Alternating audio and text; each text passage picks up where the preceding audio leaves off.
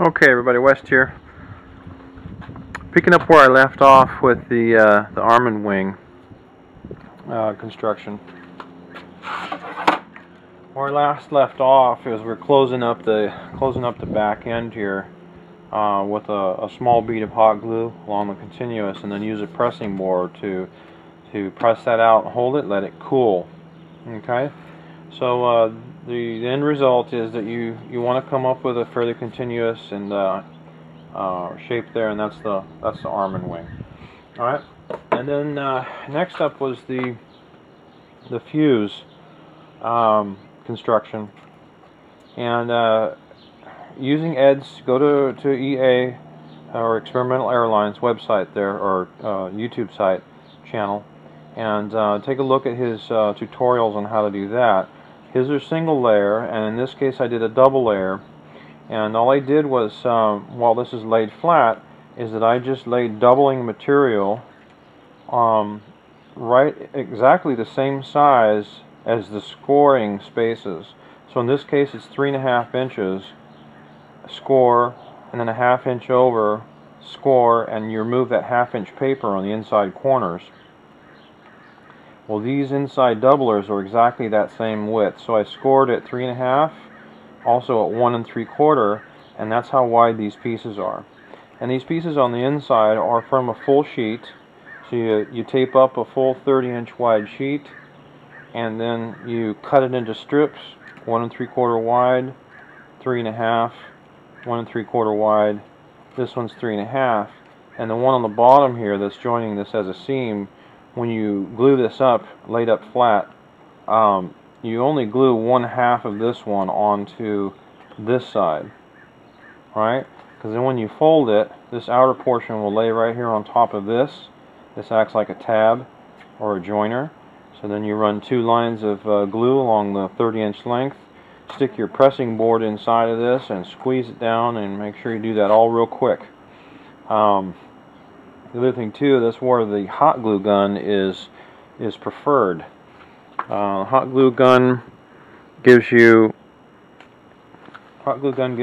more time to work with, versus a smaller craft one is cooler, smaller volume, takes longer to heat up. It just doesn't work as well. The other thing too, so while this is getting ready to be folded, what I have done is I pre-fold and I overfold. Let me demonstrate what I'm talking about here. Let's say we remove. Okay, here's a good example here. You just take your material and fold it, right? So eventually it's going to be 90. Let's say this is the fuselage. It's 90, right? But you want to go all the way over. Go 180 degrees. Being careful not to indent this, right? And then you have a 1/2 inch. I'm just eyeball guessing here. So this is what your fuselage will look like on the inside as you remove a 1/2 inch, and this is where you do your folds. So then you take your next one, and you can try to use a straight edge in there. And some other guys have done this too, is they've kinked the exposed foam right in the center and then fold it over, and again go 180 degrees, lay it flat, and then let it out, let it relax. And so now what you've got is your folds in the right place. So what I was saying with the doubler is this space left over, this papered space in the middle, is the exact dimension of the doubling strip. Then you hot glue and stick that doubling strip on top of there, and now you've made a double wall. So when you're getting ready to fold and close, this is where I'm at here, is that I've got my doublers here and here, is I'll run a real quick light bead down all 4 of these joints, and then so all 4 of these, so I've got 1 2 3 4 joints, and then I have this to put a 2 line right here when I close this. Use a piece of the blue painter's tape across here to help close as you go. Pull it in tight, stick that wood inside, and squeeze the daylights out of it. And then the other thing to be considering while you're doing that, while it's cooling, is to kind of square it up by eye. Make sure that it's going to line up square, and then that will take care of the fuse. make your fuse 30 inches long to start with, and then you can cut off what you don't need. This is actually cut off from a 6 1/4 inch cutoff from the FBDrone fuse because it was unnecessary length in that scenario. Unnecessary determined by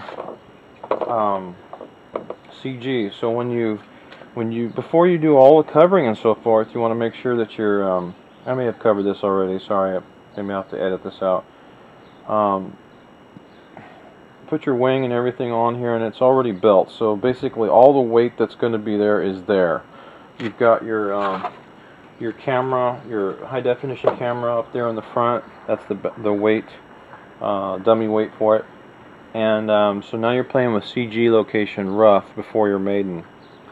And now you're determining too the length of the fuselage. So if this additional material was here and you had your camera all the way up in the front where it belongs, then you would find that your batteries would have to go way back to compensate for how far that is away from the CG. So take off some fuselage length, and that means that the batteries now can start moving back forward, right? Because the weight is coming back, the camera weight.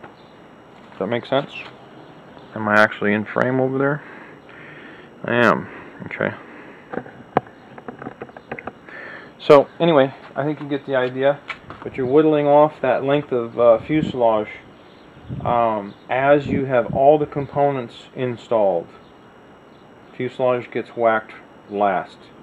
Wing goes all the way to the back of the fuselage here. That's a given. It's not moving. There's no adjustment there. So adjustment is counterbalance. The equipment that you have up in the very front end of the plane over here has to be located by fuse length based on where you want your batteries to CG. You want your batteries to be in the middle of your adjustable space. Hopefully that's clear. If not, and you've got too much fuse, then your batteries have to go way back to counter all that weight way out there. And then now you're out of your adjustable space zone. I mean, you're all the way pushed back or something. You know what I mean? Alright, so enough about that. And that should finish up the Armin and fuse methods that I used. I used round dowel here instead of this. I think I mentioned that already. So that's the Armin and the tube fuse method that I use on the foam board, the FBDrone. Okay, West out.